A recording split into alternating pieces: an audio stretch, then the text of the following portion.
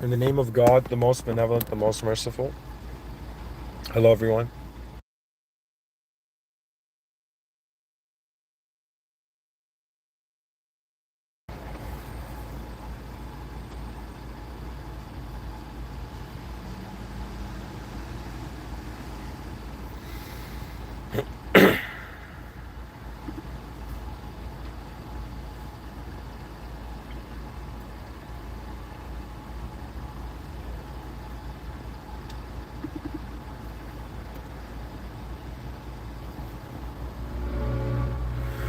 All right.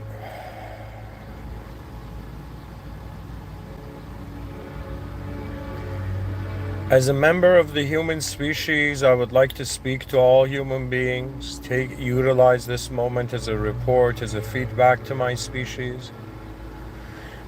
Starting from yesterday, I have wondered way more deeply about the emotional reality of the human species. I've wondered about the role emotions play. And pretty much I'm understanding that there are problems that logic can solve, but emotions may not agree. And to truly figure out the issue among human beings, we have to consider the role of emotion.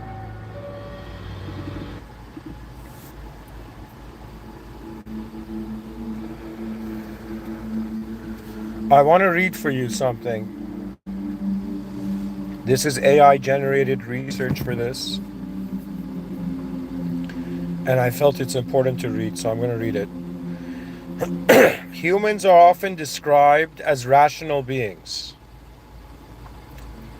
But at our core, we are emotional creatures who learn to rationalize.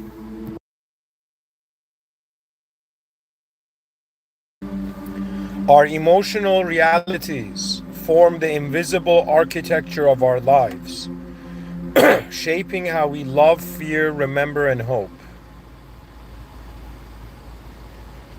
And yet, in all our scientific exploration, the emotional realm remains our most mysterious frontier. We have explored continents, mapped the ocean floor, sent satellites into deep space, but the inner emotional landscape is still expanding, still largely unmapped. Most human suffering today isn't due to lack of resources or technology. It stems from emotional confusion, disconnection, and immaturity. Modern neuroscience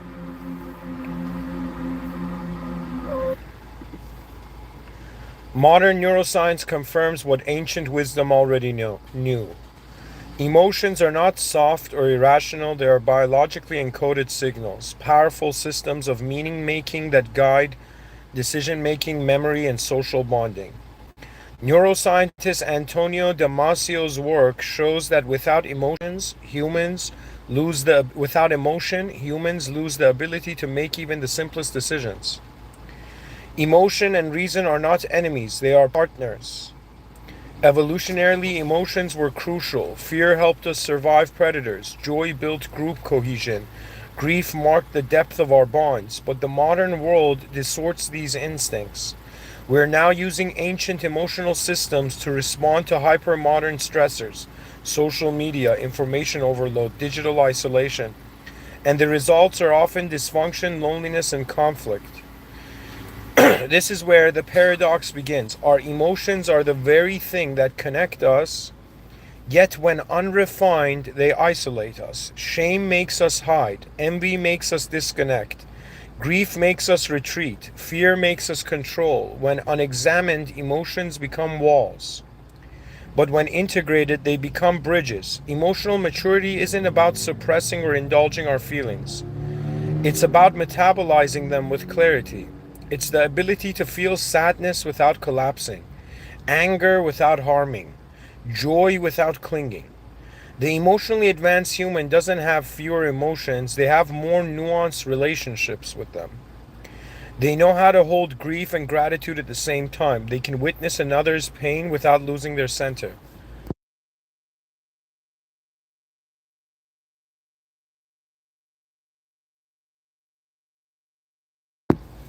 They can disagree without disconnecting. This is emotional evolution. The edge of the emotional realm. The edge of the emotional realm is not where emotion ends, it is where complexity begins. As individuals and as a species, we're evolving into beings who can hold multiple truths at once: joy and sorrow, hope and uncertainty, strength and tenderness. The new frontier is not just technological, it is emotional. And just as we have literacy and numeracy, the future will demand emotional fluency. Emotion will be seen as a civic skill, not private burden. Schools will teach emotional navigation as seriously as science. Cities will be built to support psychological safety. Leaders will be chosen not only for intelligence, but for their capacity to feel, to listen, and to integrate. Emotionally advanced civilizations will not be those that avoid pain, but those that process it together.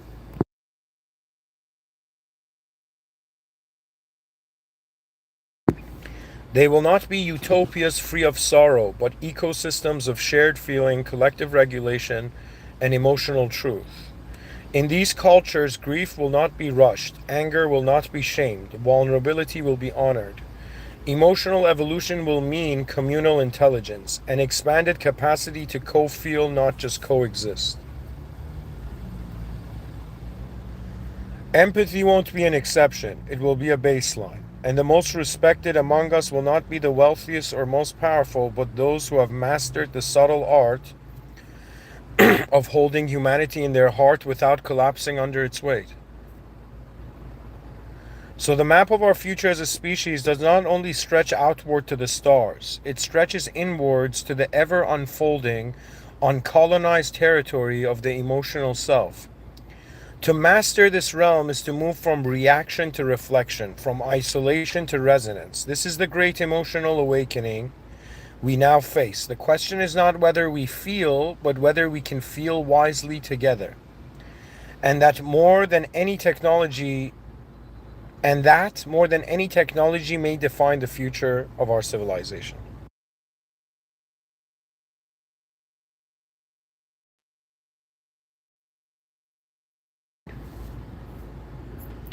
So, guys, there's more to read. Actually, I need a quick intermission. I'll be back. Please hang in there.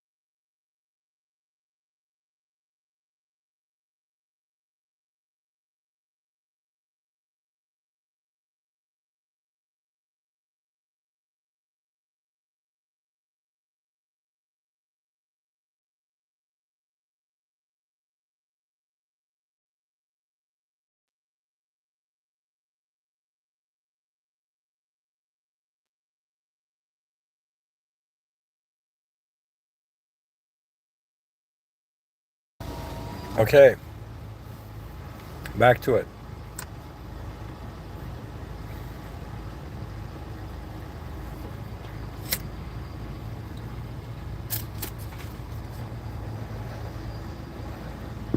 So guys, to continue,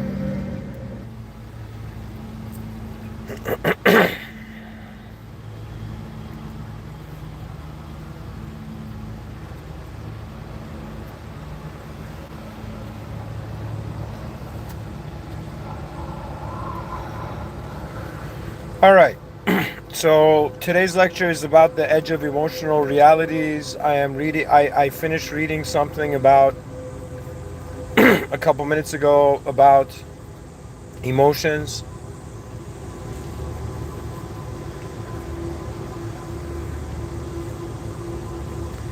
Now, I've asked AI to share some deep philosophical truths about emotions that most humans ignore or don't notice. 1. Emotions are knowledge, not noise. Most people treat emotions as disruptions to clear thinking, as if they're obstacles to reason. But emotions are a form of intelligence. They are how the body and the soul inform the mind about what matters. Grief signals value, anger signals injustice, love signals union. They are ancient forms of wisdom that precede language and taught logic. So, an ignored truth about it is we do not just feel emotions, we receive them as messages from our deepest self. Then, 2, emotions are relational, not individual. We often believe our emotions are ours alone, but in truth, emotions exist between us. They are co-regulated and contagious. The anger of one can ignite the rage of many. The calm of one can ground the room. Emotions move through systems, families, communities, nations. They're not private, they're shared atmospheres.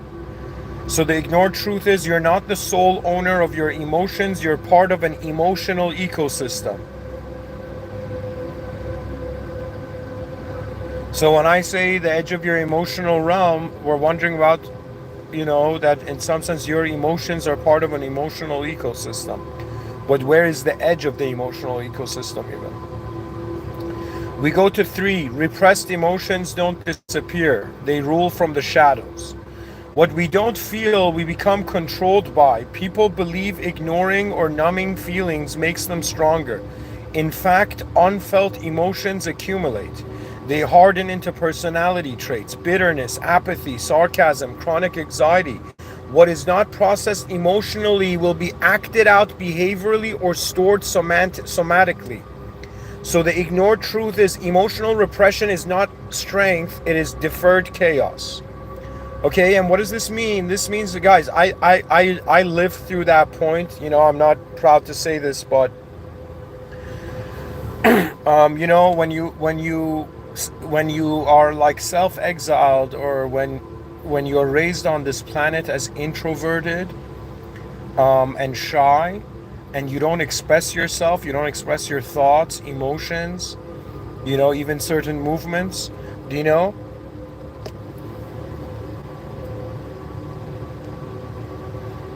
you become bitter. And I will tell you, there was a time for, I think it was 4 years. No, maybe less. Maybe it was like 3 years. Maybe even less, 2 years. No. I think it was 3 years, to be honest. And I want to tell you that there were 3 years of my life where I was in contact with no one. And my life had simply become, in some sense, like I had become a sort of podcasting machine. I was speaking like 6 hours a day. This was in Etobicoke, where I was living. And you don't understand what happens to you when you realize nobody cares. Okay? Nobody really cares. Everybody's occupied. The human being is in a sort of self-obsession of survival, of becoming. And so it dawned on me that I am as valuable as I am in the attention of people. If I'm not in the attention, it's like I'm not existing to them. And so it was very fascinating because I did become bitter. Like in the talks, no, I was expressing myself freely, but when you can't express yourself freely, a part of you doesn't understand why, and this bitterness arises. Okay? And it's not that I'm sitting here as a sort of perfected being, but I've come to realize that if I can observe an aspect of myself, it doesn't have to define all of me. Okay? So what I'm trying to say is that if you have expectations, okay, and the emotions arise because of those expectations aren't met, anyone can become bitter. Do you know there's a part of me that is I think it has to do with the organization of every mind, every human mind, how it's organized and what values it has. Do you know? And believe it or not, life teaches you. Life teaches you by kind of showing you in every moment what your worth is. Do you know?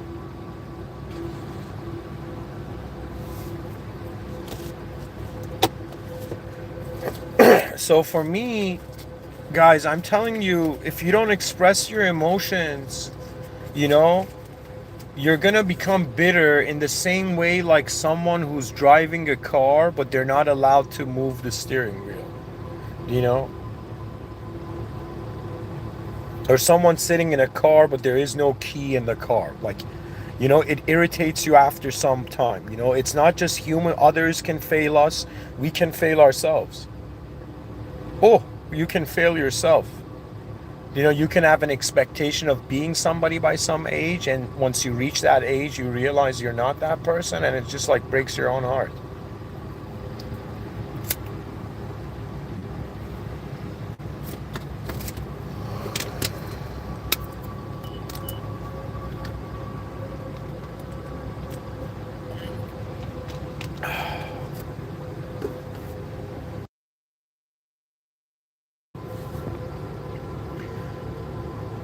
So guys, repressed emotions don't disappear, and I do feel that they need to be exerted somehow. This might sound bizarre, but just like how human beings have, reproductive needs, procreation, we have to like exert ourselves, release certain emotions out of ourselves. I see it similarly that, like, I'll be honest. Let me just give you an example. Use me as an example. From up to, I don't know. I think it just kind of like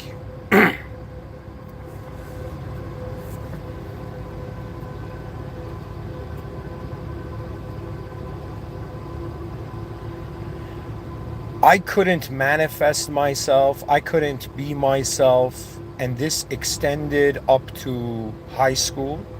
And I felt as if somebody who, this might sound strange, but I felt as if somebody who was not in their body. I felt an exile. I remember talking about it early lectures, that it was like a force field. That it was as if something was exiling me, something was not allowing me to, in some sense, get the emotions I expected from the moment, from my own activity as a being, right? And this world has this habit of, it's pretty much like, think of it this way: there's a self, there's a world, there's a self in a world, and either the self changes, adjusts to the world, or the world changes and either the self adjusts to the world or the world adjusts to the self. But because the world can't adjust to the self, human beings close their system of perception. Do you know what I mean? I'll tell you, it's a childish habit that even adults have. Okay, and what it is in some sense, like if you look at an average human being, like let's say an adult, they are, how do I say it? They have lived enough to, in some sense, be conscious of their external physical movement, and they've lived enough to be conscious subjectively of subjective movements, ideas, and all that. Okay, but when it comes to emotions, what I have noticed is that if the emotion is centered around your value, if you love someone, for example, because of how they make you feel,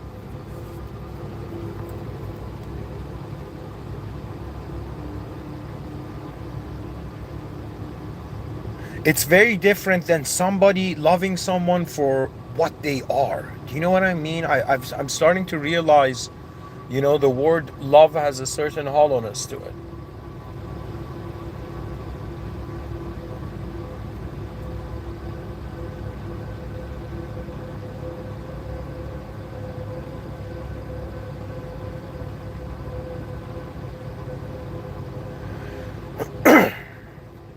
Anyways, where I'm going with this is to tell you guys, in all those years of introversion and shyness, why do you think I'm giving all these talks now? It was like for 20 years of my life I was trapped in myself. I didn't trust myself. I didn't even like myself. You don't understand the way I had become an observer in life. And there's many reasons. It's like sometimes you regret something in the past, then you look at it and you're like, yo man, too many things had lined up for that to specifically happen. Like, not only was I born a twin, and in twins there's a quiet twin, there's an introverted twin and there's an extroverted twin, or one of them is more extroverted. The simple explanation of that psychology is that, imagine you're a father, you have two twin sons, and you're like, sons, hey kids, give me a hammer. Imagine you're fixing something in the house. One of the twins will give the hammer first. And that twin, it will suddenly emerge that one twin will become an observer more, and one twin will become a participant more. For one twin, it's going to be way more comfortable to activate externally. For the other twin, it's going to be way more easier to observe. And what that means is there's always, out of all twins in history, okay, I like twins, one of them is more patient. And sorry to say this, these are twins. I'm not talking about brother-sister twins. I'm talking about like sister twins or brother twins. Okay? The whole point of it is, because let me tell you the difference. The difference is simply this, that those twins, that there's a girl and there's like a boy and a girl, those twins each are found in their own unique reality. Do you know what I mean? That means their experiences aren't that similar. But if you're like two twin boys, you're going to the same boys' school. You know what I mean? You're in the same classroom. You're seeing the same people. There's something very different compared. And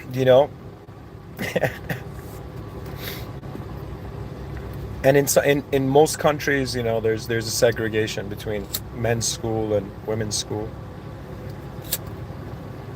So anyways, not only was I the quiet twin, I later on figured out I had like this crazy aunt that when I was like 4 years old, like a psychopath screamed at me or something. I don't even remember. People were telling me, do you know what I mean? And I don't know what caused me to, I don't know if you felt this feeling, whoever you are, but I felt this at a very young age. Very young age. And it's the feeling that the world is going forward and you're not going forward with it. Do you know what that means? Is there would be situations I would find myself and everybody would be comfortably expressing themselves, and I was like a statue in the corner of the room. Do you know? That means any person, in any person in high school, if you ever see a quiet kid, in the classroom, know that that kid is observing things about everyone that nobody is noticing. The silent among you, in some sense, are conditioned to way more clearly discriminate between noise. What that means is, like, when it comes to doing something, like, it's easier for my twin brother, but when it comes to observing something, I just have this sort of cultivated depth in that, And I'm saying life positions us in unique ways, and we emerge. And now, it doesn't even matter what I've lived. You know, that I've reached that point where I was like, if somebody's like, hey man, do you care about your past? I'll be like, I care that it got me here. That's it.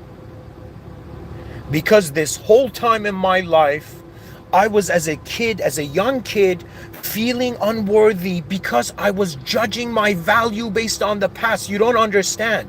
In the future, there's going to be a shyness tax.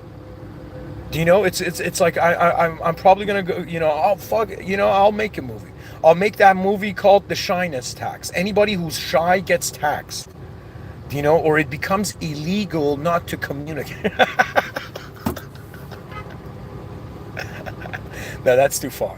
But what I'm trying to tell you, what I'm trying to tell you is that think of it this way: emotions arise. They arise based on what you are, and what you are is this awareness to various sense of selves that you've journeyed through. And like I said it before in the talk yesterday, you know, I'm not, like, I am emotionally mature. That means when there's other human beings around, I can kind of like put my own emotions and thoughts and everything on the side. You know how Aristotle says it's the sign of an educated mind to entertain an idea without accepting it? I can do that with my emotions. I can even acknowledge my emotions. There was a time I couldn't. There was a time where the emotion was a tornado and it would just, like, you know, pull me into it. But now, because I am not that important to myself, I do get emotional, but the emotion comes and goes. You know, sometimes the way I even handle my emotions, imagine like you really like someone, do you know, and then you realize they don't like you. Do you know? And what can you do? You have this, you're stuck with this emotion for that person. Do you know? And then the harsh truth of reality sets in, where your body will one day die, your ideas will change, the world will change. Why do your emotions matter so much? And you know, I might be one of those rare human beings that on earth, that when I was young, due to an inability and not knowing what else to do, I was pushed into submission by my own emotions. So that means it's like sometimes you're fighting your own emotions too. Do you know, when I was young, when I would feel shy, it was like I wouldn't say it was like it was semi-paralysis. Do you know, it was like a part of me didn't want to confront the consequences of existing in front of other people. And who knew that shy, introverted kid would one day be like, I'm going to give 10,000 talks. And it's very difficult because, you know, I've often wondered about what love really means. And I've come to understand it includes, it's like, you know, you love someone when you care for how their past, present, and future. Look around you. Anybody around you that you care for their future, you love. There's some love there. I should say some care there. Okay? In the same way parents care for their children, do you know? What are children? There are values to them.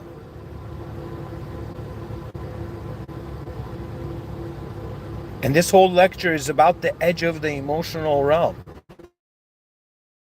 Hey, I don't know what hand you were dealt in this life. Do you know what sort of conditioning you went through? But as someone who probably lived 20 years of this life more as an observer than a participant, okay?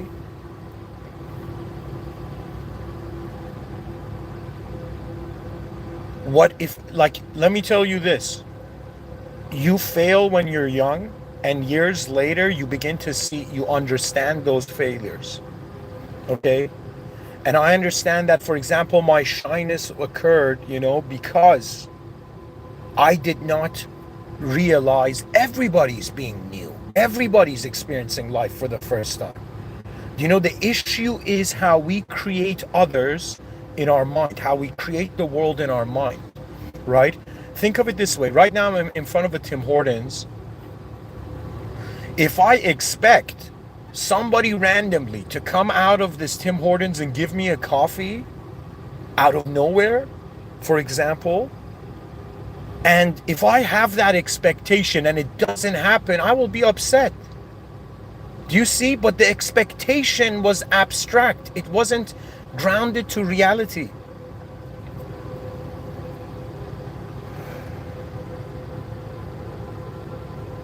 We're living at a very important time. And I don't know, I was born at a time where, I didn't get to experience the military. You know, young men back in the day, they would in some sense go to the military. They would go and live in different barracks. You know what I mean? It was like the etiquette of the time. You were a man in your 30s, you needed to belong to an association bigger than yourself. You know? But that's it. That's if the world is, if that association is conscious.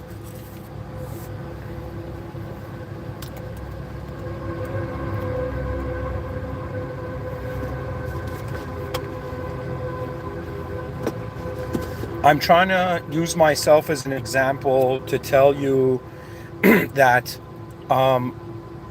it was, whatever it was, the way I experienced this life, like 2/3 of this life, probably like half of it. That means I could see people worse than me. I still had like, a twin brother who would call me here and there. I had parents who would just call.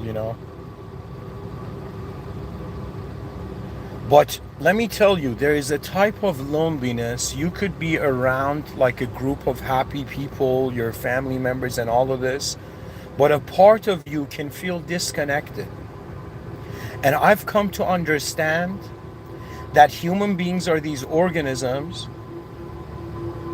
that are constantly updating in their value systems, and sometimes they don't have the permission to update. That means, what is trauma? Trauma is in some sense somebody looping, in the past. I've spoken to people like that. I've spoken to people where I suddenly see like they're acting out their trauma. That means they don't understand. Like, it's so funny. There's some people on this planet that they have trauma from the past. Everybody does, let's say. And they keep vocalizing it, re-experiencing those emotions and looping. You don't understand. A majority of mental health happens when you become conscious what you're generating for yourself.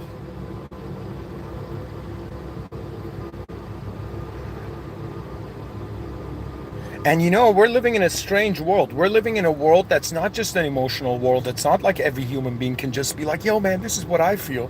Can you imagine, like, presidents giving a speech and then some random human beings like, I feel like this. Everybody's going to be like, nobody cares. Why? Why does nobody care about others' emotions? It's because everybody has emotions. That's the reason. Everybody has emotions. When I look at human beings, who are we kidding? Do we think it's ideas moving these individuals? They are feeling something about what their mind projects onto reality.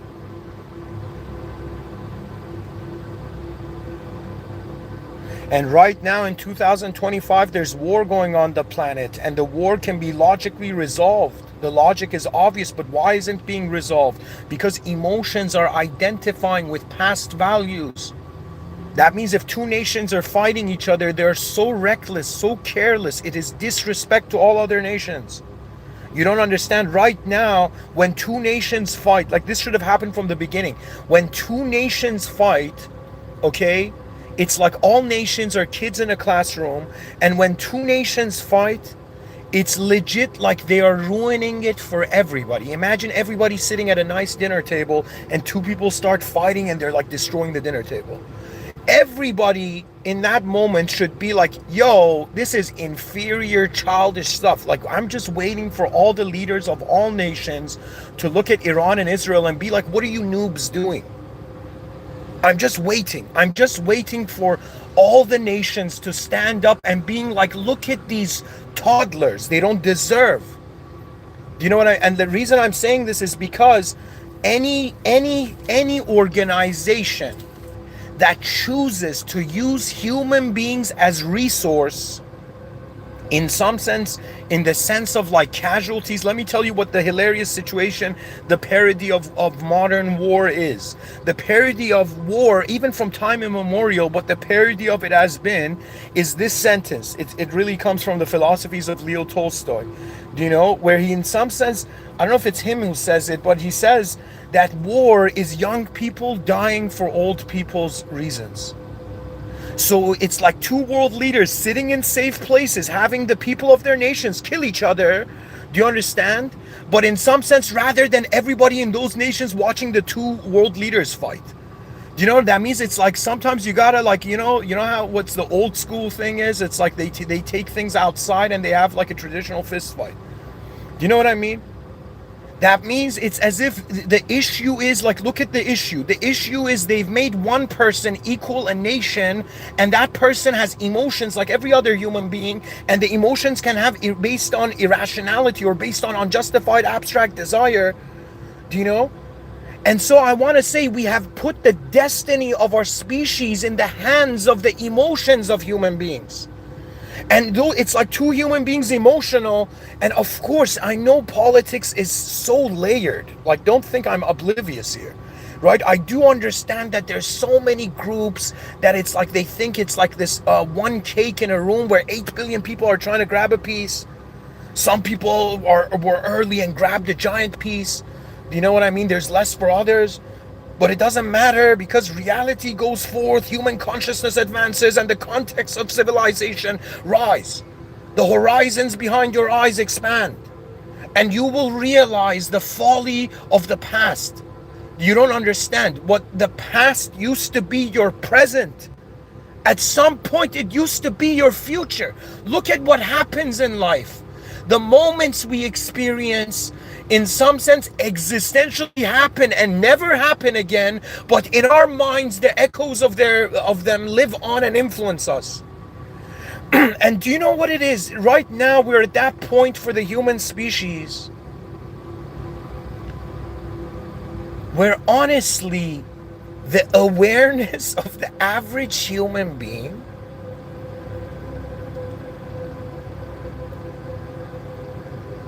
none of us, no human being alive in 2025, and even if there is a human being alive in 2025 that in some sense war is normal for them, for your grandchildren it is not. You don't understand how like, you know, sometimes I sympathize with the future generations. You know, all the people who are younger than me, you know, I kind of get a sense like, oh, look at these guys. They're in a world, they're kind of like, they don't have control over their destiny.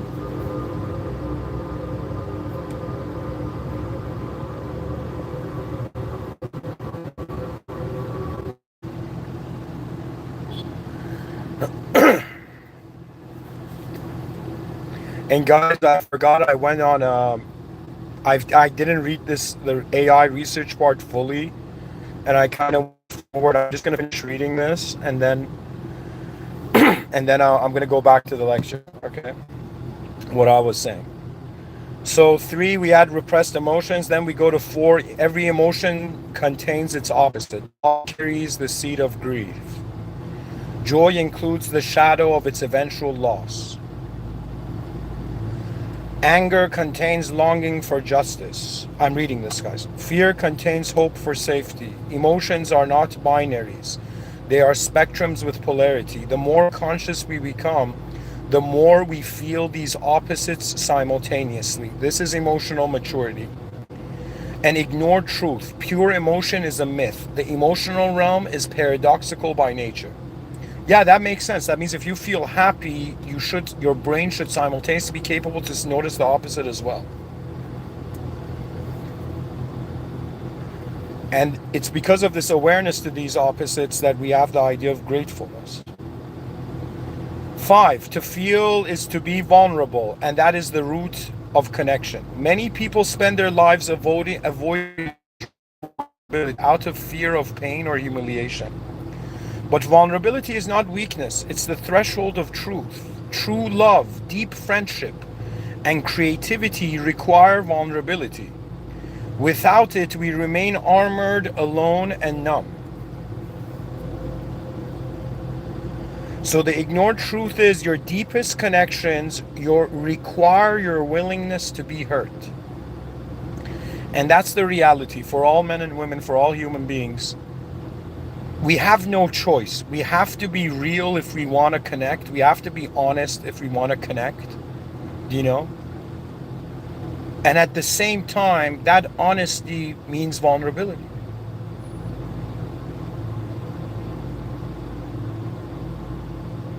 Like, there was a time where I was visualizing, like, I have never experienced a backlash in what I say, but maybe in the future it happens, you know? Kind of me giving all these talks kind of makes it impossible for me to ever get into politics, really. They're like, yo, man, this political candidate has 2,500 lectures.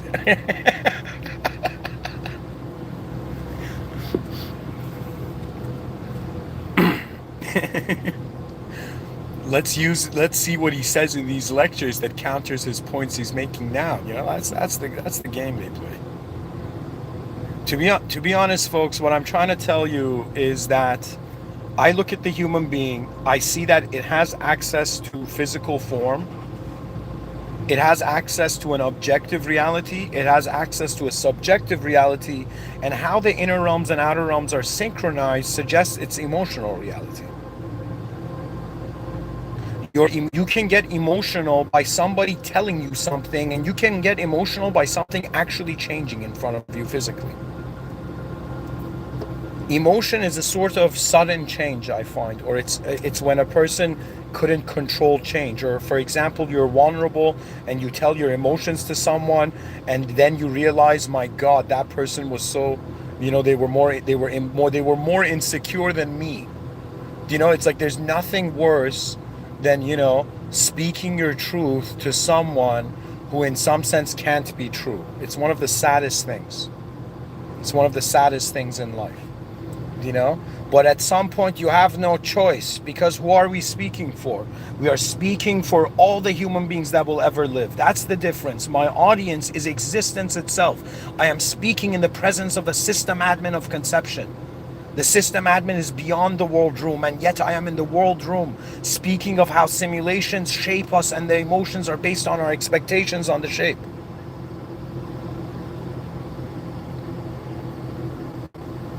And it's not that, let me tell you this, it's kind of like the human being is a technology that has access to a couple dimensions, and it can even relate these dimensions to one another.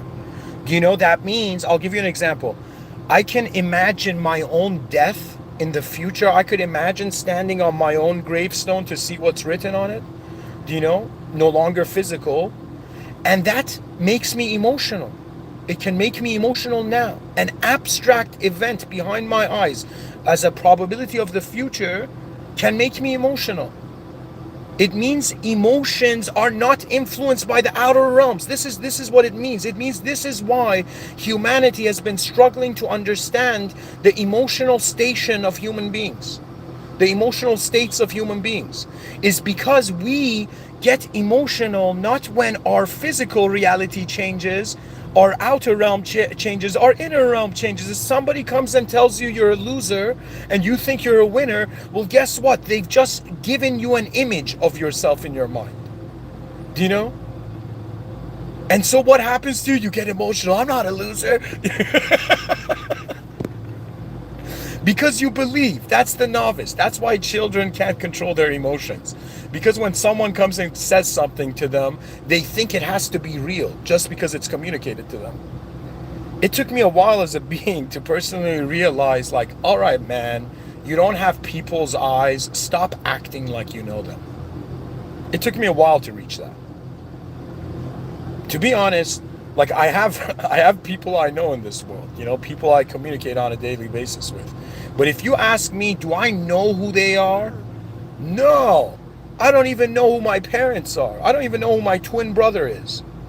I know that in regards to physically who they are, I know psychologically who they are, I know what role they're living, I know I can understand the archetype that motivates them, but I have no clue behind their eyes what is the totality of the awareness that is looking through.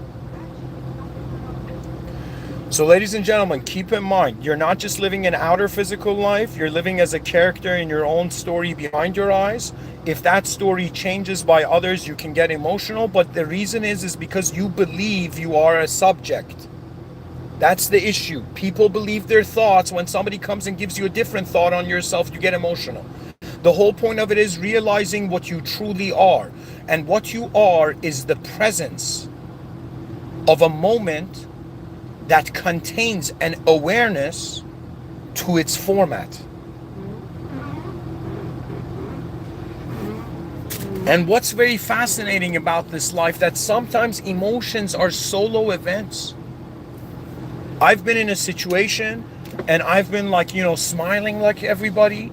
Do you know what I mean? I've been like, just like, playing along, being professional in the social environment, being socially professional, But deep down, you don't understand. There's been people who I was like, look at this demented piece of shit, but I in some sense spoke to them as if there was nothing wrong with them. And I'm trying to tell you that your inner life could be different than your outer life. Okay? That means in your outer life, you might be acting like a king of a kingdom, but in your outer life, you might be acting like, the lion of lions roaring. But in your inner life, you could be a scared cub. Or you could be someone you had to find some sort of archetype to manifest through, and you manifested through a weak archetype. It's very complex in the discussion of the capabilities of beings. Because in some sense, I could think like, what if I was raised by like warriors? What if both my parents were like samurai swordsmen? Do you know what I mean? Or what in some sense my father was a next level martial artist? Instead of talking about like ethics and meaning and reality, to me when I was young, he would in some sense teach me how to like, do kung fu or something. I'd be walking on leaves and people are like, how can you do that? I'll be like, my father taught me that. Do you know what I mean? So I'm saying that I can imagine myself having a completely different personality if certain variables in my past were different. Which makes me wonder, are human beings really human, or is there a life force trying to fulfill a life form through a role, through a subjective role?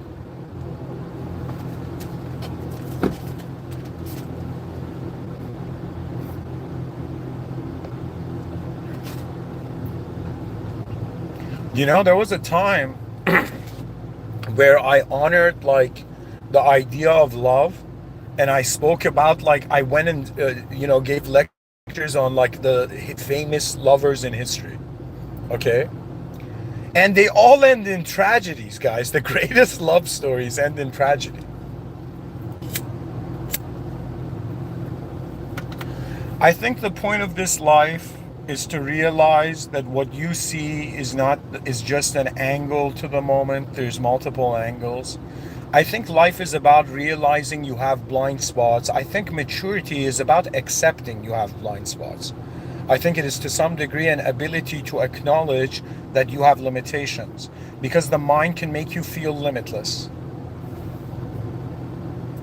Think of it this way. Somebody is going about their day. You come and give them a compliment. They energize. They believe it. They choose to believe it. You know, I mean, they always have a choice in all communication that enters one's mind. But I'm saying, in some sense, like if somebody comes and says something good about you, you're going to get energetic. If somebody comes and says something bad about you, you're going to go low energy. And you got to wonder why. It's because on some level, your body is identifying with a singular subjective position. Okay, because you have one physical body in one physical world. That's the starting point of the mind. But the mind has permissions the body does not.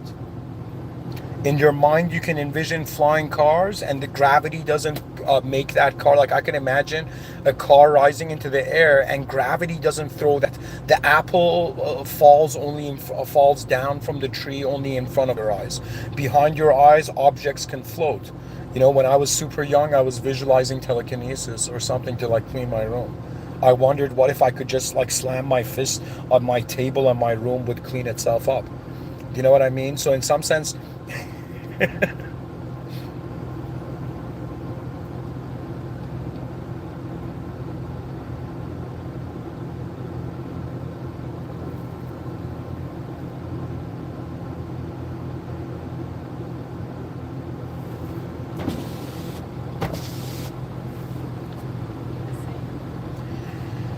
so the edge of the emotional realm. So guys, for now, I've kind of established, to kind of summarize.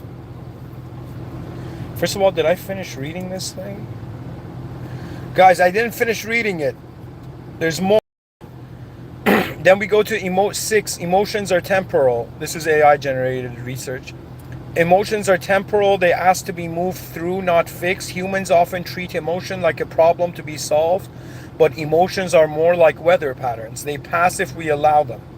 Suppressing them, clinging to them, or trying to solve them makes them stagnate. Healing often means allowing the full arc of an emotion without interference. Ignore truth. Emotions are meant to be conquered. They're meant to be completed. Which means that emotions were like situations in life where you couldn't properly evaluate. At some point in life, you have to kind of, like, you know how people talk about closure? It's just what you're going to decide next. Like the therapist, like, I don't know, I will probably give a talk on this in the future, but when I've wondered about, like, what are therapists doing with their clients, I'm like, the therapist is just sitting there and being like, buddy, do you feel you can be responsible to make your own decisions or not?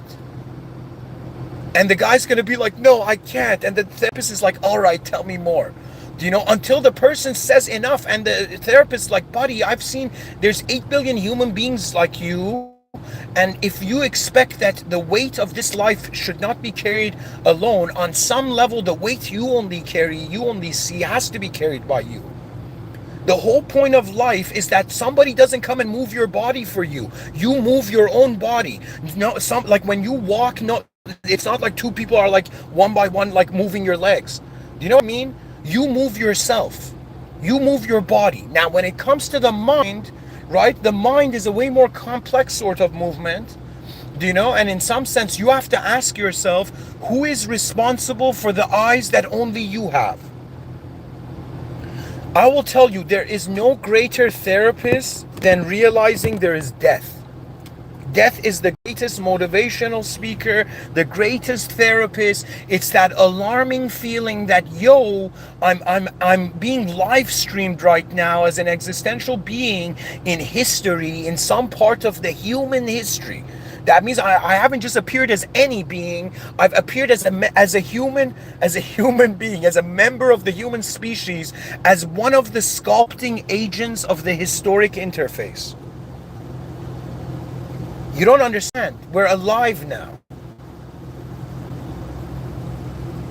You are part of the human species.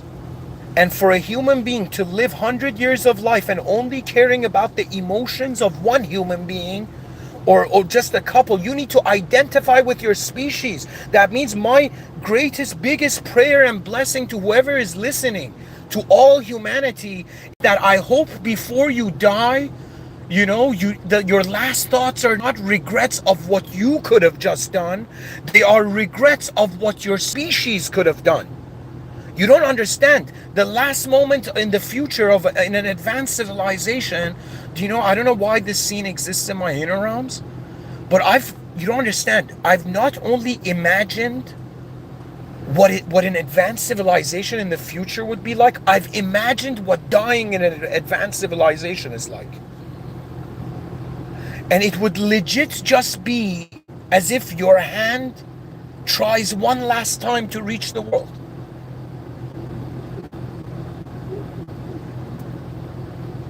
And with the smile of the beyond,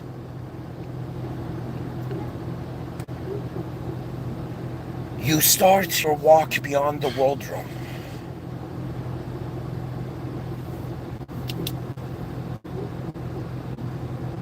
Of course, emotions arise because there is something to lose.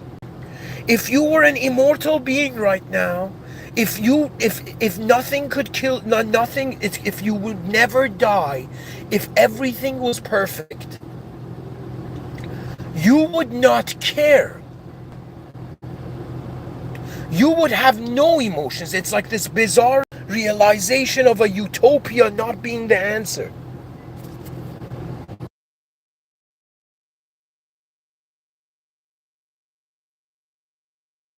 It's like, what did you learn from George Orwell's 1984 and Aldous Huxley's Brave New World? Utopias and dystopias are bullshit.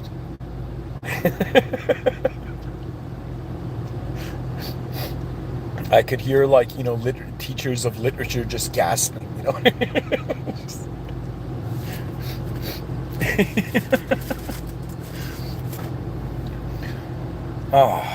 So we have to care for why the emotions are there at all.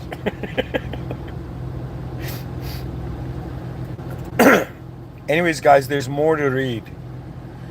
7, you can, this AI generated. 7, you can only meet others as deeply as you've met yourself emotionally. You may intellectually understand someone's pain,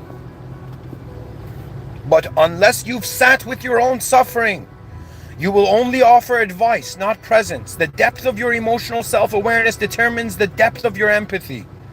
So the ignored truth is, emotional intimacy with others is limited by your emotional honesty with yourself. That means sometimes people think, yo man, is it emasculate, is it emasculating if I share my emotions? With my wife, imagine. And the wife would be like, no, it's not. But let me tell you what it is. For me, I don't know what it is. There's a part of me that knows the responsibility of existence, the totality of existence is upon me. That means I could sit somewhere, cry and share the emotions of all the traumas I've had in this life. And after I've created that pond, that pond of tears, I have to stare the future directly with a fury that I see you. And it's not that in some sense death is walking towards us. We are walking towards death. A species that does not fear change. We mastered it. We mastered existing in a changing realm. And in some sense in the future, in the far future, the armies of Earthkind, the flag with our DNA at the center of it everywhere in the cosmos. Emotions, I got a realization while I'm talking right now, and honestly, to me, emotions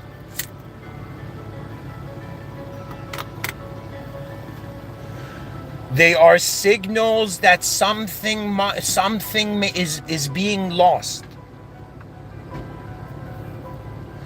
Why do children cry when they lose in games? Why do hard-working souls, cry behind their eyes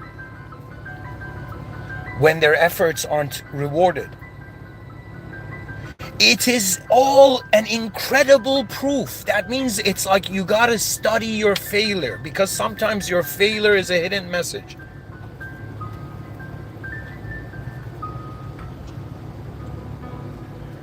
The core of it is, guys, we have to be emotionally honest, but we have to also analytically be responsible for existence. Do you know what that means? That means, like, if there's a window open, okay, and there's cold air coming in the house, and the person sitting there freezing, do you know, they don't just linger in the emotion like, man, I'm so cold. Do you know, they don't, it's like, it's, and, you know, and imagine, like, you know, okay, I'll go, and the window blanket on, okay, but the husband starts freezing. And then the wife is like, and the husband's like, should I go close the window? And the wife is like, no, just be emotionally honest. And the person stands there freezing, do you know, and being like, yo, man, I feel so cold. Why is everything so cold? Why is life so cold? And after that, until that man realizes, that husband realizes, I must close the window, that emotions are not just like states you dwell in like a fool, that you understand why the signal is there, why this information has traveled on this day to meet your mind. And what is the value of an awareness to this reality? Truly. What is the depth of it? Why, it's as if like, why do emotions matter? Because there is a future that must not be defeated.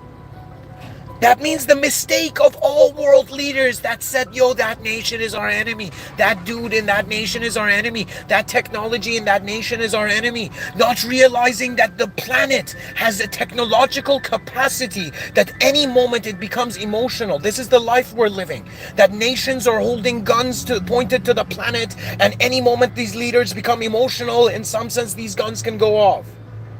And so we're at the mercy of the emotions. In some sense, people are like, God, protect me, but also, God, protect the decisions that are reforming reality. And it's all about the ability of man. That means it's like, I was like, okay, you know, I could go and try to like zoom in on my trauma in the past. You know, there's some systems, you don't believe this, whoever you are, you might not believe this, but there are systems that act like spiritual systems, but they're actually protocols of reverse engineering the self. And pretty much you sit somewhere and some dude says, go back to an earlier time, do you know? And you keep going back until you reach a point where you realize it's this moment. The true operations of the intelligence that is here now in no way, shape, or form inside a simulation ever think that you are God. It is the newest thing.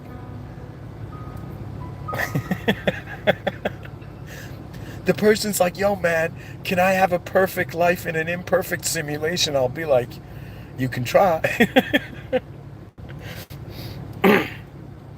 Anyways. I feel that I have spoken in earlier talks about how we're shifting, the human consciousness is shifting from nationalism to speciesism. You start identifying with your species, you start feeling the presence of humanity on Earth. And right now, the flag of humanity is not there yet, but it will be the DNA symbol on it. There will come Species Unity Day, the United Species Council will emerge, human beings will understand that every moment of their life there has been hidden angles they could have looked at that moment in life. And so when life, let me tell you what the biggest transition, like let me tell you how evolution, how greatness finds the soul.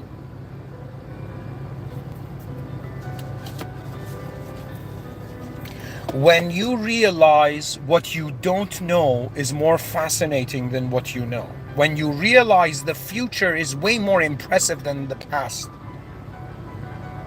And what really has passed on from the past is the values, the ideas kept alive.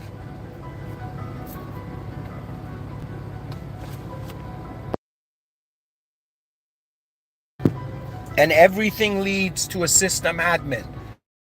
The ultimate or higher ideal in the hierarchical systems of mankind that points to, it's pretty much the question, yo man, what's the most advanced being in the simulation? It's a being beyond the simulation. The creator of the artwork is way more fascinating than the artwork.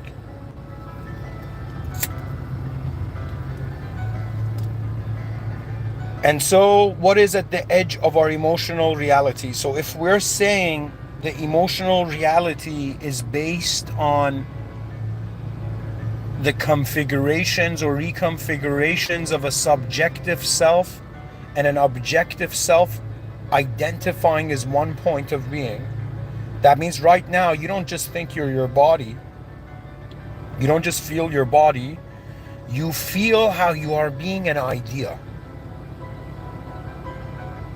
I don't know if people can do this, but 100% you can, because it's so natural. Like if I ask you who you are right now, you have an answer. That answer is a character in a story. When you zoom in onto that character in a story, you discover that the nature of the human intelligence functions differently. That it's not ideological. Ideas are an extension. That means the cause of the intelligence of mankind, it's unknown. At some point you reach if somebody's like Mr.Within, what's the most advanced state? What is the most... I'm trying to tell you, at some point, you're going to snap out of your inner realms and you're going to see that every value you have given to anything in life was one server's expression. It's your personal server. The most important thing is to realize that you have an inner realms, a private, subjective inner realms, and you have a public, physical outer realms. In front of our eyes, every day we wake up, we're logging into a multiplayer video game. And right now, I'm in the video game, playing the game of life and speaking to you as another player in the video game. Instead of 2D screen and pixels, it's 3D and made of the periodic table. And as I've said in earlier talks, level 1, seek the most advanced self known to your consciousness. Wonder about your most advanced self. And most likely, let me tell you how you find the most advanced self. You have to imagine your most chaotic self. You have to imagine your most ordered self. And then you have to imagine a being that is, in some sense, watching those two at the same time. Pretty much what it is everybody's like, yo man, it seems like on this planet there is chaos. Oh my God, there's order. Things, it's like why do we even have the concept of an equilibrium? Because it's like life is like a sine wave.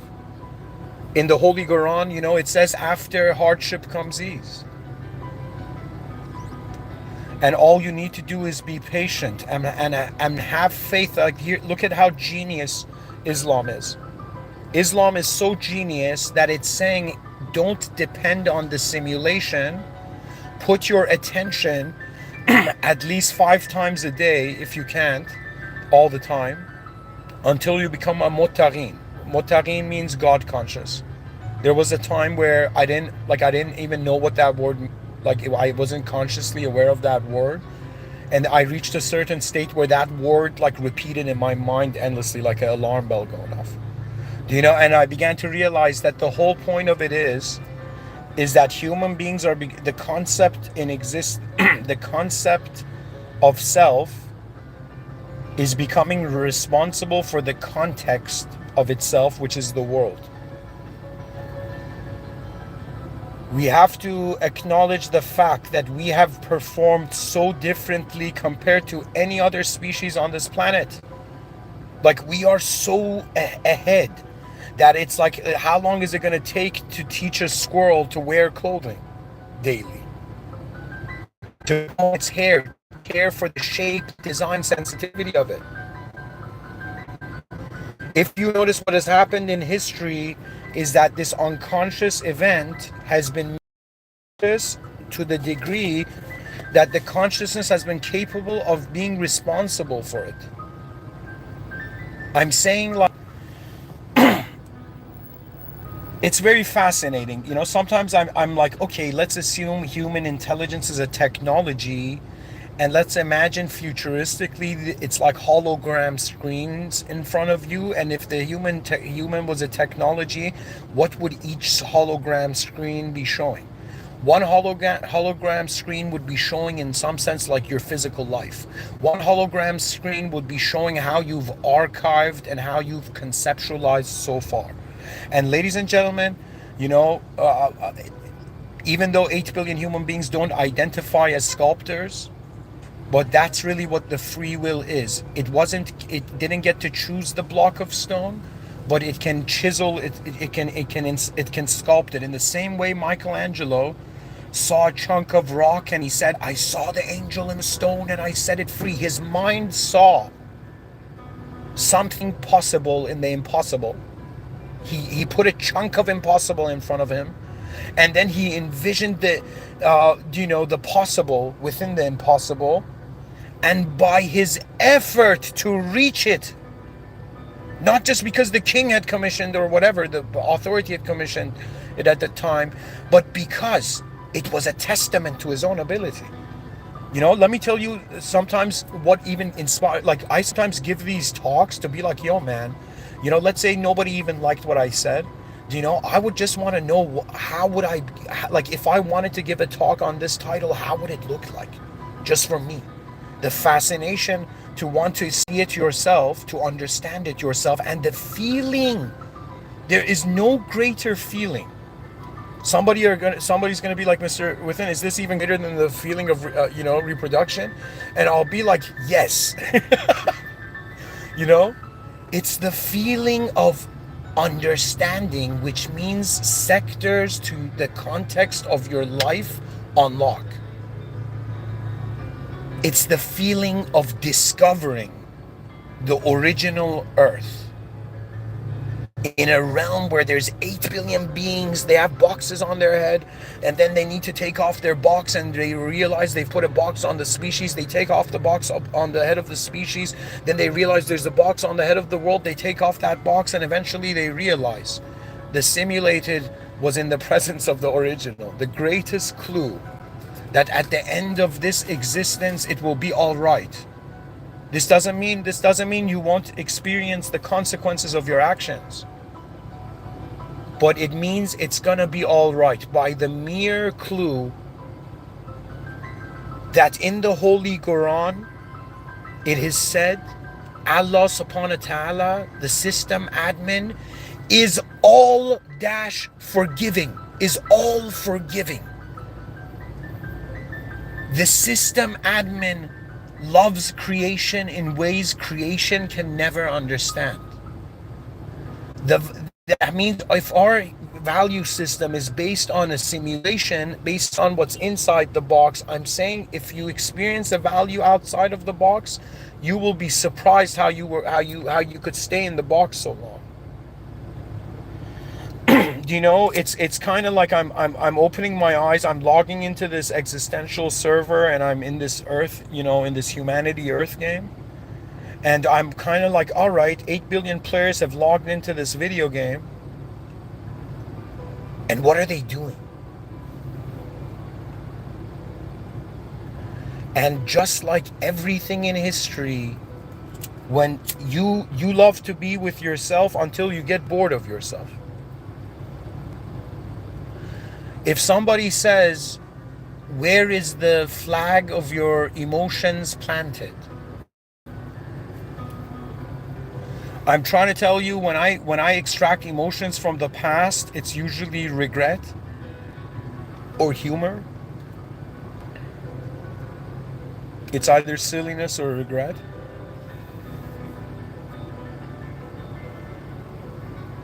But when I look at the future, I understand, look at this. Look at how many ways my mind can move. Look at how many ways my body can move. Look at how many ways I can look at phenomena and give it meaning, extract meaning. You see, by the mere fact that like a bunch of people go to an art gallery and one person looks at the art gallery and is like, yo man, looks at an artwork and is like, yo man, this is the most beautiful thing I've ever seen. And one person looks at that and says, yo man, that is the most trash artwork, the laziest artwork I've ever seen. You know? It's like the painter's brush accidentally fell from, like, the table, and it made a smudge on the floor, and they took a photo of that, and they're like, yo, this is modern art. I'll be like, yeah, but it is not. See, human beings, the currency will be replaced with competence. Civilization will become skill oriented.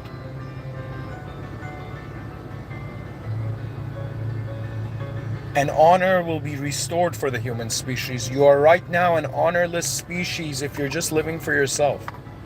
Even if you're living for 3 generations ahead of you, still, you're living for yourself. Who are we kidding? We don't have the technology where one human being can feel every person suffering. Imagine a world where a criminal, the moment they did a crime, they exactly felt. Imagine like when somebody scared someone else, they exactly felt the same fear they felt, and they would never do it again. Do you know what I'm saying?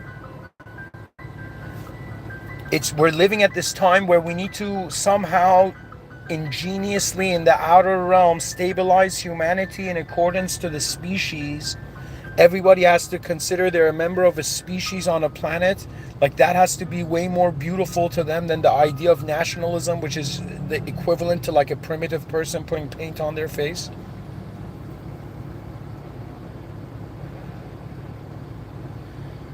To be honest, the edge of the emotional realm, I will explain it like this. I'm saying the emotions are based on a relationship of time with the actual stuff that is here.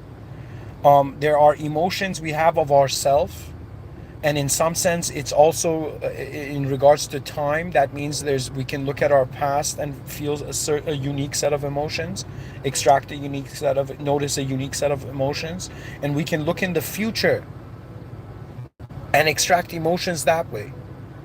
For me, you don't know how many days I've been like, man, let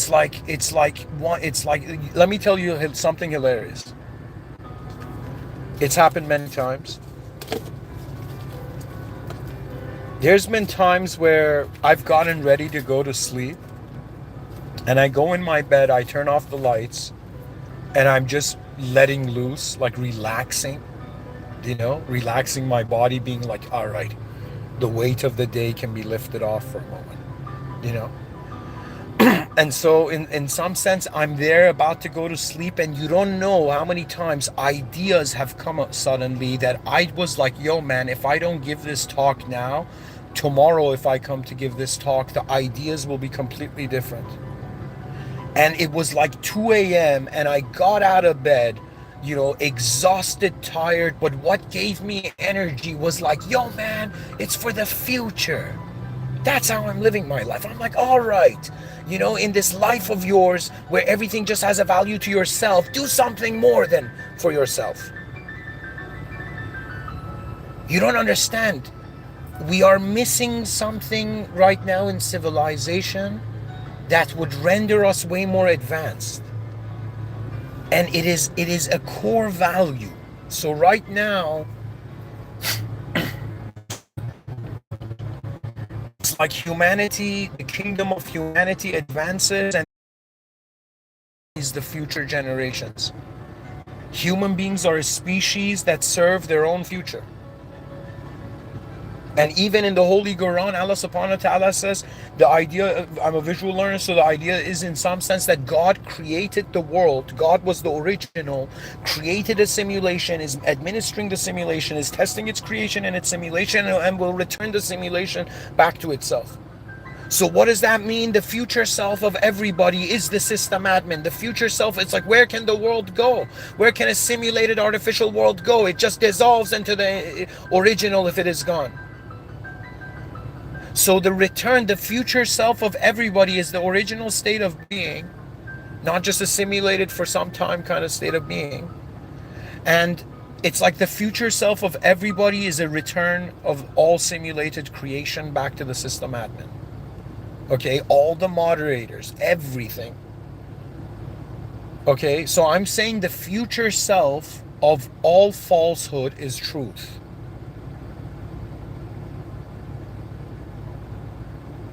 So when we serve the future selves of mankind, when that means for the first time every human being, doesn't matter what age you are, if you can fathom it, you can access it. Every human being on the planet, if they ask them, what do you want to do when you get old? It's not to take care of my grandchildren.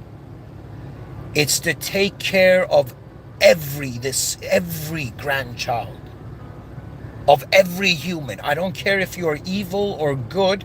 Your DNA has lived through so many different entities. And now it is up to you. How do you choose to walk in this realm?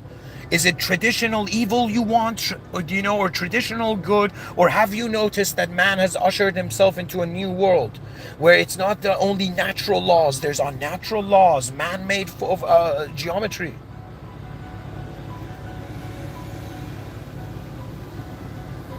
Once you realize what is more important than your greatness is the greatness of your species, of the human species.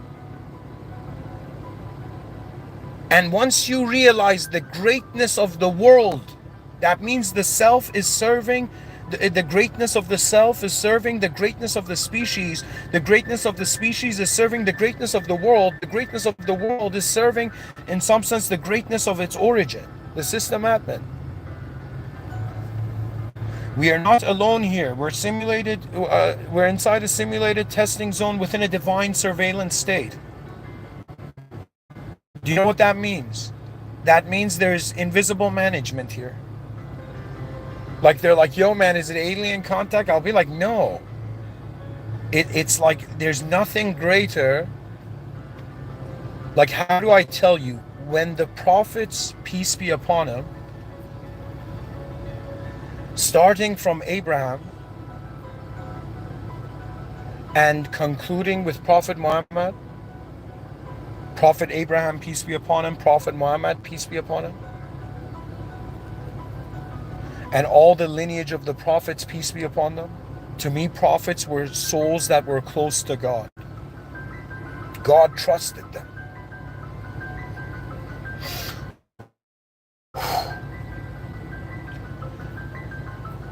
God trusted Prophet Christ, Prophet Isa. God trusted Prophet Moses. Peace be upon them all. That means imagine reaching a point where the Creator looks at its creation and is like, yo man, I did a good, like it was a good decision. I'm telling you, God cannot be humanized. But for me, it's all about if the species was stranded on an island, look at all the resources accessible, but always have an ethical stronghold. Let me tell you why. Because the world can dehumanize you. Parents should teach this to their children. It's like, hey kid, you're gonna go in this world, you're gonna have different experiences. These experiences are gonna render your value system. Your value system can in some sense become habitualized, or if you're smart, you can become responsible for your consciousness. What it is that we can be way more advanced than we are now. Right now, I want you to imagine, whoever you are, I want you to imagine what it feels like if right now there were 8 billion advanced humans and all the systems were advanced decisions. There was no longer fear of extinction. It was more a fascination for what's the next genius revelation, discovery. Not revelation. Revelation's end.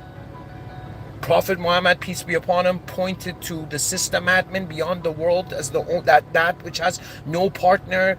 This phrase La ilaha illallah means there is no God but God. God has no equivalent partner in the realm, and that's the final peak of the hierarchy. There is nothing else greater than we can say that there's something else. It is not form. So it's like to be a creature of form. The body is a life form, the mind is a life force. And to be a creature in form, it means God is beyond shape. And you want to shape truth to satisfy you? The highest ideal is beyond shape. And in some sense, people are like, yo, man, only the shapes I see are true. Beyond your ego code, I hope that you breathe the fresh air of that state of mind that realized when you can be honest with yourself that it's a simulation.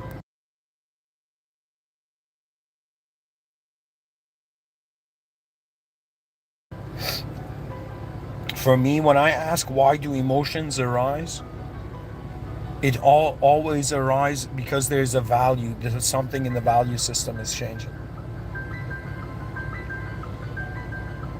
And it's remarkable how we open our eyes and we animate.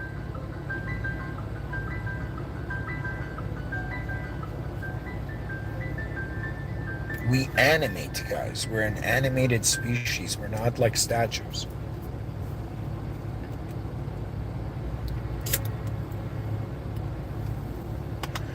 And so, what is beyond the edge of the emotional realities of the human species?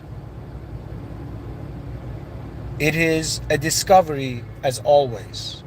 For the world, again, is an uncharted occurrence. It is an uncharted event. It is an unknown event. And what knowledge is man's greatest storytelling potential and synchronization of accuracy of it. This whole time you have been living an inner life and an outer life. And they've taught you how to live in the outer life. But how you live in the inner life is that you have to wonder about the core foundational value to your being. That means they're like, yo man, can you know the soul in this life? I'll be like, no, the soul is Mysterian. It's the secret of God, Allah subhanahu wa ta'ala. And it is the Amr of Allah subhanahu wa ta'ala, which means it's the command of the system administrator.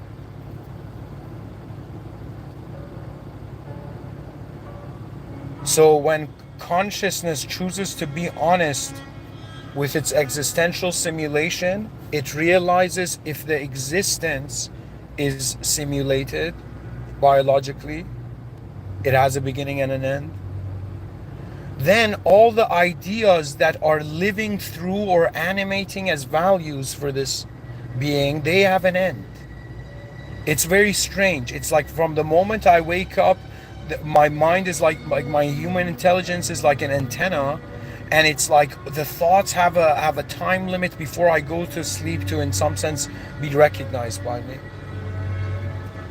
You don't understand. It's like if you treat it as if like, it's kind of strange, but if you are really fascinated by what existence is, and at the same time you're a human being that has to honor your circadian rhythm, it means it's one of those situations where you log out of the video game, but you're fascinated to wake up again and be like, okay, what was the video game about?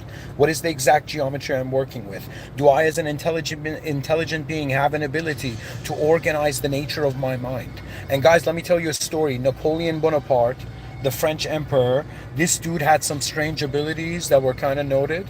And one of his strange abilities was he could sleep at any time at will, and he could wake up exactly at will. It's as if he had he had conquered his inner realms to the degree he could command himself to wake up at a certain time. He could command himself, his soul could command himself to go to sleep at any time, his body to go to sleep at any time. And then there's even this thing about the inner realms. Like, I don't know how this managed to be preserved in history, but it was.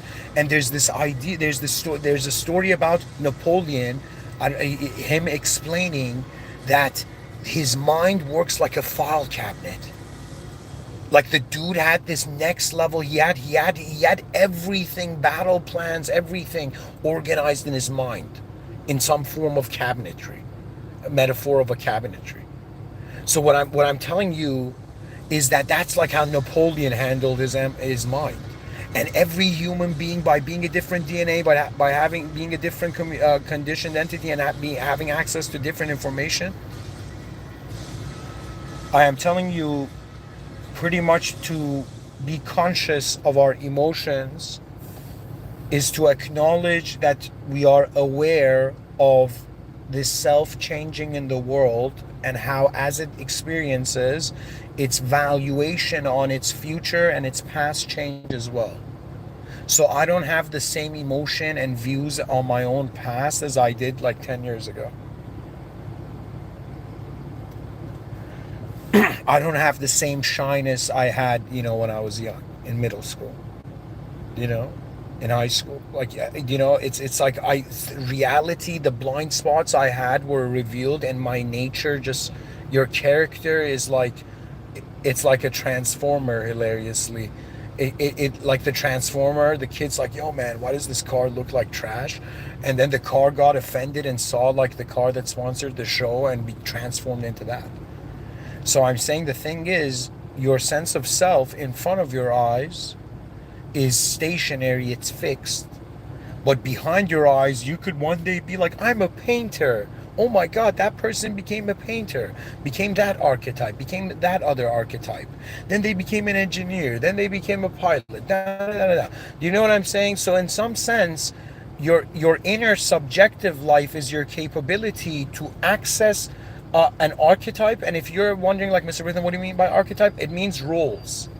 Do you know that means right now, like it's like you're a husband, and then when your child is born, suddenly the archetype of the father is arose, the permanent archetype of the father.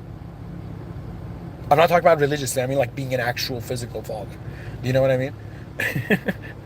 So what I'm trying to say is, or even if you're religious, the archetype of the father exists for you. Do you see what I'm saying? It's like this doesn't mean this. This means that in front of your eyes, you change way slower than how fast you're changing behind your eyes.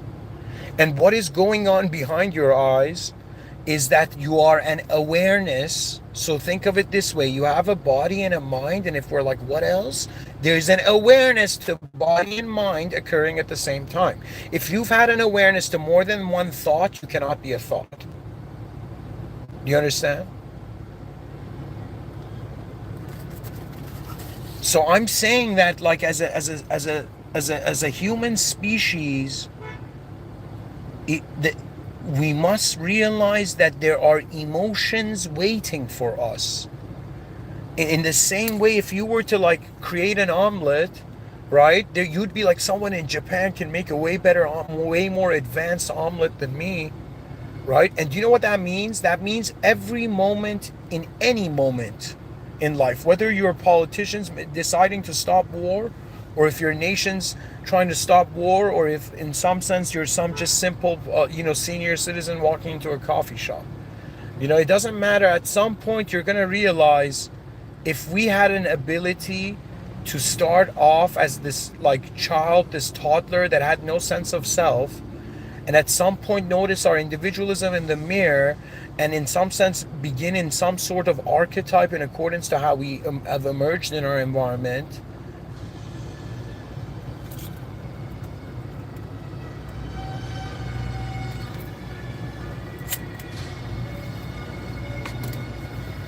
and if people are like, Mr. Within, are epic Attack on Titan, soundtracks, recorded behind your talks, I'll be like, definitely.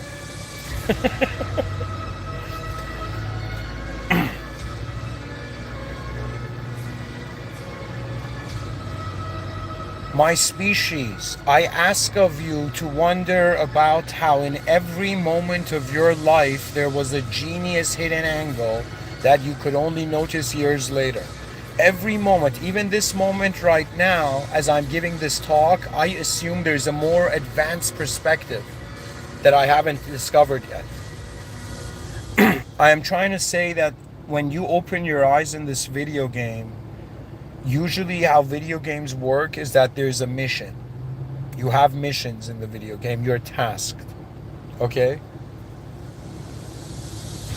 To wonder about the role you have in your own life, to wonder about the role you have in the life of your species, in the life of this world, and in the presence of the original power that watches the simulation. Mankind is not alone. And I was like, yo man, my inner realm can't be the only truth to life, because if my inner realm would have been the only truth, I shouldn't have a body right now. If I was truly a mental being, I wouldn't need a body. I could simulate in my mind in infinite ways, in the same way we sleep and that we dream and we're in a dream body moving in it. You know, the mind has an ability to simulate reality, of subjective reality upon objective reality, and the soul, if it's careless, may treat the subjective reality as the objective reality. Do you know what I mean? That means that when somebody, imagine there's person A and person B runs up to person A and says, "You're a loser." Person A has a choice to be like, should I let this image that has been communicated to me to replace the image I have of there? And then, do you understand what I'm saying? At some point, you just wonder about why intelligence moves at all anywhere. Even why it's here at all.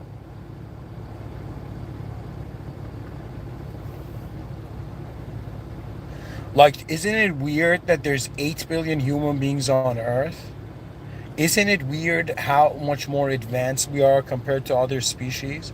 Isn't it weird, out of all the species on Earth, we're the ones capable of acknowledging an intelligence separate to us in more advanced ways? Out of all the species on Earth, we are conscious of our death. We can have conversations on the depth of reality. You know, on some levels, people might be like, Mr. Within, you're just giving a talk, man, relax. I'll be like, yeah, but from another angle, it took us 13.8 billion years from the start of everything to get here, and the sophistication of it is to become responsible. Value is guiding the meaning. You know, I had a friend once, I knew someone once who said that, follow your North Star. And I was like, yo, man, that's like Western, you know, cowboy spiritualism, you know. It's like, yo, man, it's like follow your gut, or trust yourself, or trust your heart. Do you know what I mean? I want every human being to understand you are a very advanced system of intelligence, and you have to realize how the species is storytelling out of fear of the unknown. Because when we open our eyes, the game has known variables and unknown variables, and all that I'm doing and I'm is like, guys, the known variables look like this, but what we notice the unknown. And what is the correlation? What is the exact relationship of the concept with the context, and why is the context there? So as a human being on Earth, the situation is we're this concept of a physical self, and we're in this context of this like physical world, and at the same time, the way we animate suggests that the brain is experiencing, like, think of it this way, the argument I'm making in regards to why we're not physical beings is because the brain is being influenced by abstract events. Okay, this is one of my original arguments, that the brain is getting influenced by abstract events. That means if the person's mind did not have an ability to remember the past and visualize the future, I'd be like, yes, and only in that scenario you are a materialist. Okay, I can see a materialistic entity. But because there is an awareness, right? Like you remember something and suddenly you suddenly change your direction. Do you know what I mean? When it comes to even systems thinking, which is all about how do the separate elements in a system interact with one another to be the whole system, which is the whole deal with the human species, right? Humanity, and why we even have a species. Right, it's because there's a geometrical activation of that means you don't see it right now. I do. Think of it as if I was a general from the future that had hypothetically traveled back in time, I would be like, all the human beings in 2025 don't realize all the archetypes that are waiting for people to fulfill. If you've ever wondered what the purpose of your unique DNA is, it is in some sense to care for the world enough to show it what you see. For me, I began to at some point being like, there is no, like, if you think like, yo man, I'm a leader of humanity, that limits your thinking. Okay, but if you think as if, what is the greatest way that 8 billion beings can be led, and you have to choose a strategy. The strategy I chose was God was very merciful and introduced me to the idea of advancement. And what that meant is the moment the concept of advancement entered my mind, I put that word in front of everything. When I was washing dishes, I would wonder about what is the most advanced way I can do this. And then I discovered, all right, man, if you want to wash inside a cup your hand can't reach, just use like the end of a spatula to kind of move the sponge in the cup.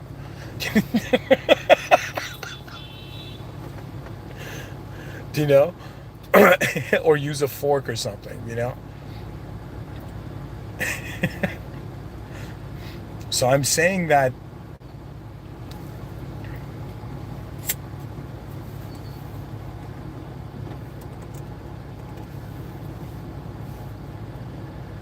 an advanced civilization, an advanced humanity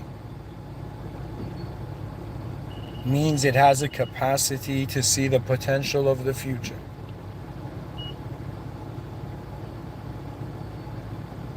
That means we don't just love it's not just we've loved in the past and we can just love now.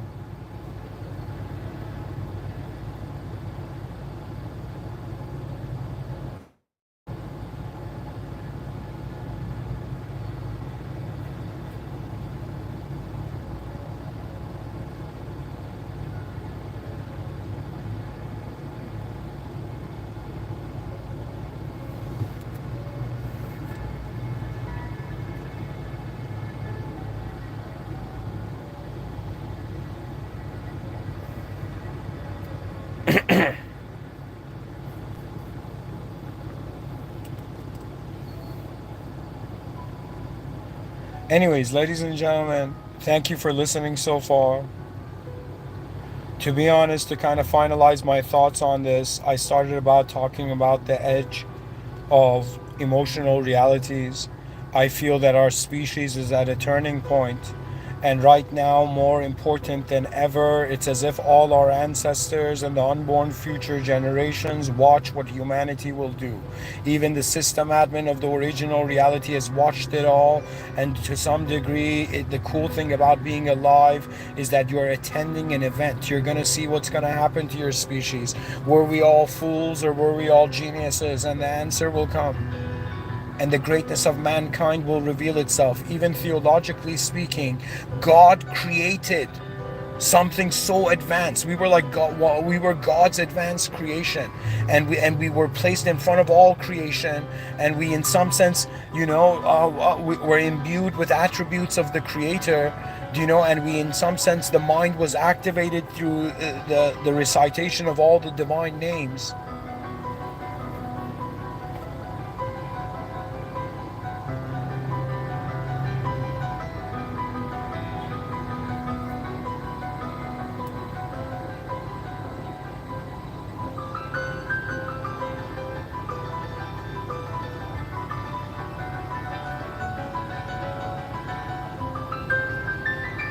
I hope that in this lifetime, you get to experience what it's like to fall in love with the greatness of the future of our species.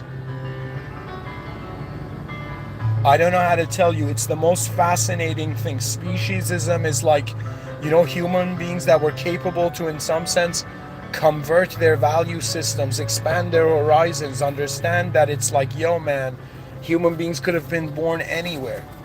It's just abstract reason to, in some sense, it's like we got to be careful in some sense. Again, the point that you're not being influenced by just objective realities, you're being influenced by subjective realities.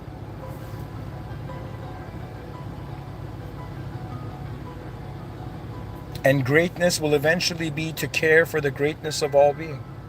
This is the most advanced. The most advanced way is to wonder that if you could feel everybody's emotional reality, if you could access everybody's thoughts, everybody's, like, there was some sort of collective state of mind, you would be a completely different being. And this is what history has shown. And I'm just saying, yo, human beings of 2025, who's going to enter an advanced future if it isn't us? And I was like, yo, man, what is this? Culture is just based on the past and the present? I'm like, that's ridiculous. Do you know how freaking ridiculous it is? That human beings, they're like, who are you? It's like, yo, man, I'm this guy in the past who did this. And I'll be like, I don't care, man. You know, the same question can be asked. Somebody can ask me, who are you? And I will be like, I'm someone who in some sense will finish giving 10,000 talks, for example, before I die. I'm someone who in some sense will try to usher an advanced civilization before I die. What that means is the future is watching us. And when you feel it, your role in existence shifts.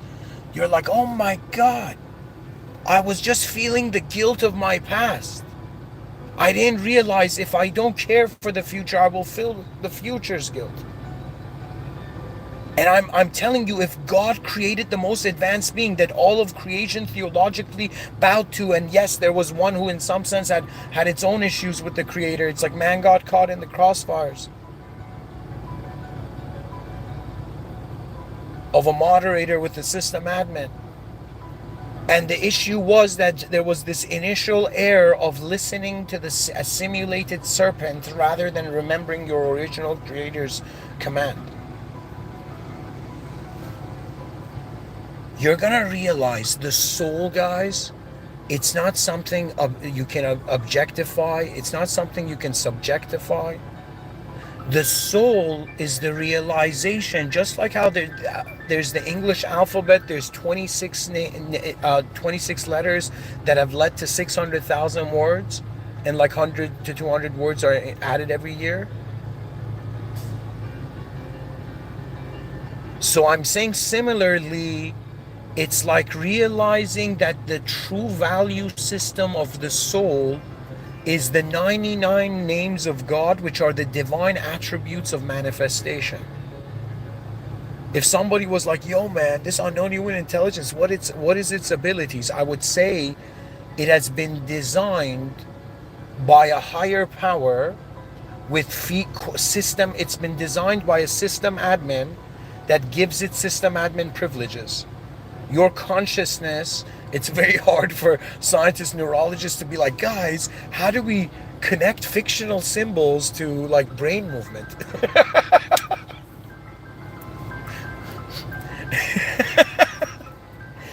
They're like, yo man, what did the neurologists discover? They're like, all right guys, the brain has a geometry of movement.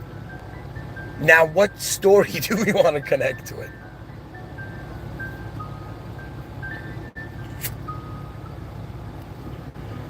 Do you know, have this conversation with your fellow human beings. You know, usher them into an era of being responsible for the species.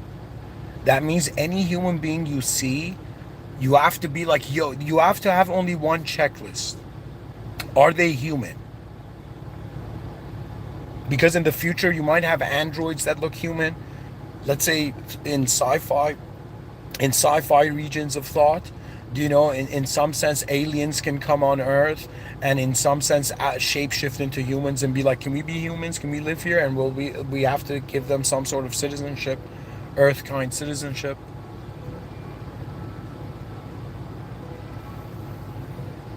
Our species has understood, like, here's the cool thing. They're like, yo, man, what does it mean when technology is as exponentially growing? What does it mean that our technologies are faster than our ethics? Our moral development. It means human beings are reaching an era, guys, where I'm going to make a prediction after this whole war ignorance thing based on the past dies down and all nations declare species unity day. And they make pledges that their nations, all nations exist to serve the greatness of their world. And that is what they hold in common. And the greatness of their world is realizing it started from the human species, a human-like DNA. It's as if I'm there like Mr. Within. How did you unite a species? I'm like, we asked everyone to care for their DNA and what it meant, what it symbolizes. When you look in the mirror and you see a human being, do you just see a human being, or do you see a member of the human species? A soldier in the army of humanity.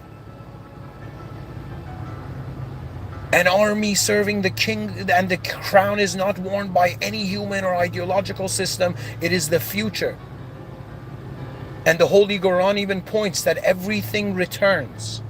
The future is a return to the original for the simulation. And so I'm like, what's the greatest game to play on earth? Is it to, like, extract resources from society and then just, live comfortably till I die? Or should it be in some sense being like, yo man, what's the point of trying to be an advanced self in a world that isn't advanced? Here's the paradox. You cannot know how advanced you are if everyone else isn't advanced. That means it's like to be advanced in an unadvanced world is misery.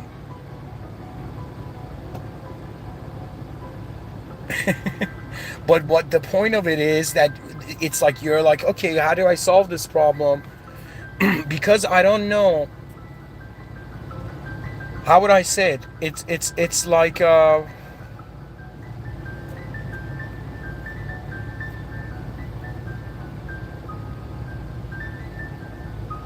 I'm trying to tell you there's a reason we exist, and the reason has to do with us realizing that we're not just a physical occurrence, we are not just an energetic occurrence, we are a conscious occurrence. And what it means is that the system it's an administered system, but the administrator is not limited to what exists in the system. So I'm telling you, God is your relationship with the greatest potential of everything. Do not let any force on this earth deny that our species has had the might to stand tall this far. And the era of hiding genius is done. You don't understand. They're going to be like, yo man, we only have given children the notion of superheroes. But what would a societal hero be? What would a champion of the species be? The geometry of the ideology is far superior. That means you're in some sense a life force. You're serving yourself. And at some point you're going to realize you're serving your future self, and then you're going to realize your future self is dependent on the future self of everyone. Everybody who you could have helped, you hadn't. You had failed to advance civilization in that moment. Do you know what I'm saying? Let me tell you something hilarious. There's been moments where I was walking. This was when I was young. In middle school, I had an experience where I was walking somewhere and there came somebody asking for money.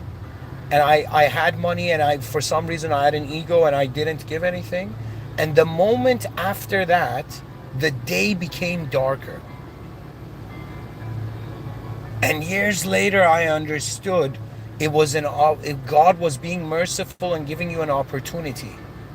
Because to be honest, for me, I maintain a distance with souls. Do you know what I mean? That means it's like I consider myself someone who, unless someone is in love with the future, they cannot understand my soul. I'm a futurist. That means I'm like, yo man, yeah, all right, 8 billion human beings, you guys go ahead and identify with your past, your past internal landscapes, or your past. I'm going to stand here and be like the past lived so it could live and get to the future. So the point of life is the future. All this new age spiritualism that says, yo man, ignore your future and be in the here and now. You don't understand. The future is a test. You're being tested to see how brilliant of a being you actually are in your most honest state. If somebody's like, what's the value of honesty? You access original data. It's like you simply reduce the number of simulations that you're processing reality through. All right, guys, I need to give me a breather.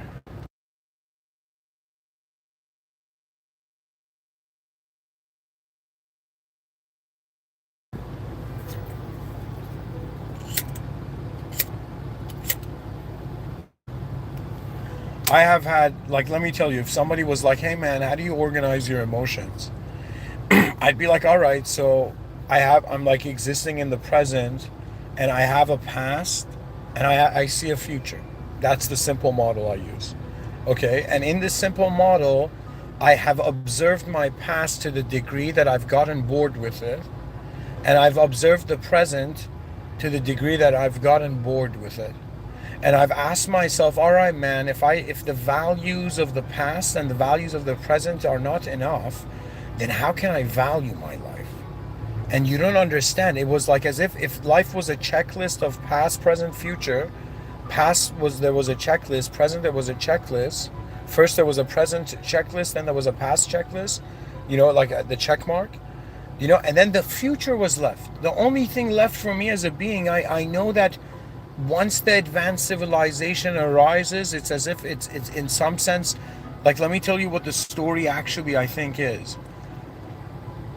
There is a you that's living, that's physical, that's like in front of your eyes. There's a you that's living, that's a subject. And there's a you that's seeing the object and subject and is also seeing something more. But it is not the relationship of an individual self with an individual world. I'm saying when they say the human species is aware that it's aware, right? Like that's the progress. What does that mean? That means it's aware of the dualistic positioning. It's aware that it's being positioned in duality. That reality has a position. The awareness to position allows the awareness to a new position. What we are truly is the wonder of our eyes, and those in the darkest hour, you can also notice the brightest lights. Usually for human beings, their inner subjective narrative is cast in a dualistic context of a reality, which means it's a win-lose. But at some point you're going to see that the mind has an ability to forge any sort of perception. The problem of the body is, it's like the body's afraid that it's going to die. The mind is not afraid of death. The mind is afraid of not knowing what to do when it has access to infinite viewpoints. This is why you need a higher power. Why human beings, just as beings, they need a higher ideal, because what are you living for?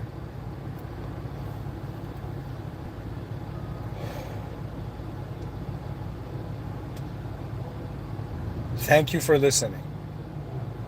In the name of God, the most benevolent, the most merciful.